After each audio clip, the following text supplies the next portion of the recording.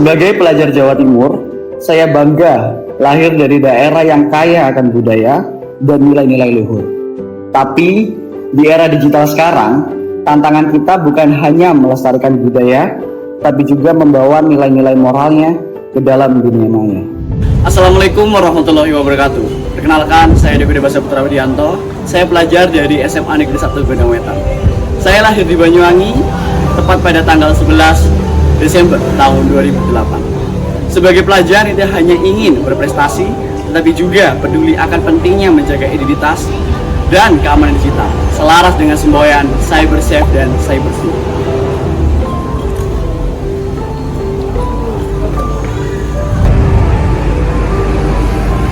Tahun 2024 sampai tahun 2025 menjadi perjalanan penuh makna bagi saya.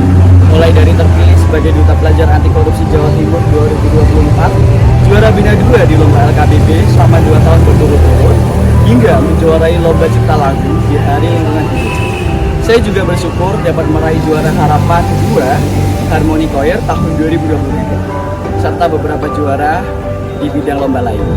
Saya memiliki kemampuan di bidang public speaking yang terus saya latih melalui berbagai kegiatan organisasi dan sosialisasi dalam hal merepresentasikan kedutaan saya.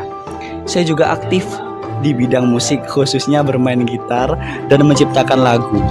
Bagi saya, musik dan bicara bukan hanya soal hiburan, tapi juga cara untuk menyampaikan pesan, membentuk karakter, dan menginspirasi orang lain. Dulu waktu saya masih duduk di bangku SMP, saya sering bermain Free Fire. Game ini sangat populer dan menyenangkan, apalagi dengan fitur voice chat yang membuat kita bisa ngobrol langsung dengan pemain lain. Tapi dari pengalaman itu, saya mulai menyadari sesuatu.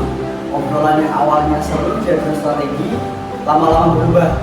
Ada yang mulai menanyakan hal-hal private, seperti rumahmu di mana, nama orang tuamu siapa, atau bahkan sekolahmu di mana. Di saat yang lain, saya juga melihat banyak teman-teman yang melakukan jual beli akun game secara online. Biasanya transaksi ini menggunakan jasa admin sebagai penengah. Mekanisme seperti ini: pembeli mentransfer uang ke admin, lalu setelah dicek aman, akun diberikan kepada pembeli dan uang diserahkan kepada penjual. Sekilas terdengar profesional, tetapi seringkali dalam proses ini ada permintaan data pribadi seperti KTP atau identitas lainnya. Tanpa disadari, akun yang diperjualbelikan juga bisa menyimpan data penting. Misalnya, foto-foto kita dalam bentuk foto. Pada titik inilah kita harus berhati-hati. Jika data pribadi tersebar, dampaknya bisa sangat besar.